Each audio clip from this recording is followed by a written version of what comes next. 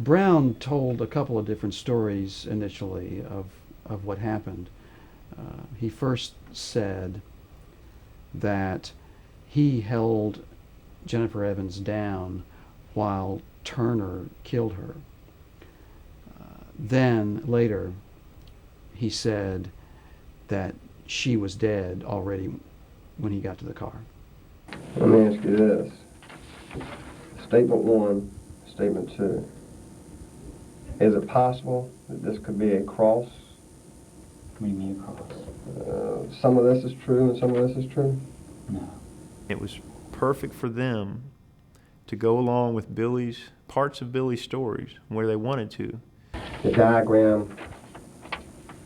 The diagram's true because that's the way she was laying in the car. She But was laying. y'all didn't actually have these seats laying down at any time, but she was laying like this in the back of the car. Yeah, And you were in the front passenger seat, and that's when you leaned back there or reached back there. I was in. This Yeah. is me. Yeah. I started to pull her up, and then that's when Dusty said, "No, Don't do it. don't do it." Okay. Here's the famous drawing that I'm trying to reproduce in perfect 3D computer graphics with all the measurements exactly accurate to the quarter of an inch. She's lying with her head on the back seat, and she's kind of lying with her arms behind the seats and her legs kind of in the front. I don't know, this doesn't make any sense. So, I'm telling you, she looks like, even in this drawing, she looks like she's about 3 feet long. The whole diagram of it is impossible, and the detectives should have first looked at this and said, wait a second, at least redraw it or something, do something, because this doesn't make sense. What I'm doing in computer graphics is all based on a photograph, but I'm going to make sure, I'm going to put that into my computer exactly to the inch. You take a perfect side photograph of the whole thing, perfect front photograph, and then you make sure that it's actually encoded in inches. So the whole thing is accurate. It's probably more accurate than the Geo folks designed it. Okay, I'm going to go inside, because the most important measurements are inside. And let me check this out. The car was simply too small for to have occurred the way the prosecution outlined it. And I'm sure that's why they didn't want the jury to walk down and take a look at the car, because they would have said, wait a minute, this guy's 6'3", this guy's 6'4".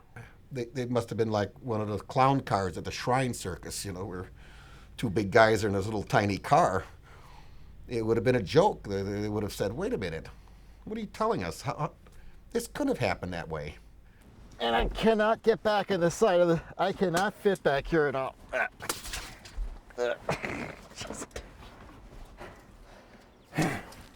You could barely fit these two men in that car, and now you're going to put a young woman in there, and then you're going to position them all in these different positions, and this guy's going to be leaning over here, and she's going to be in between the seats, and it was inconceivable how that could have happened the way he described it.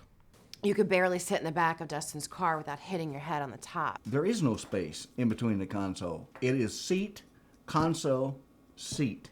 It would have been so easy for the detectives to simply got a mannequin of the approximate size of the victim and go to the suspect and said, okay, show me how you did that.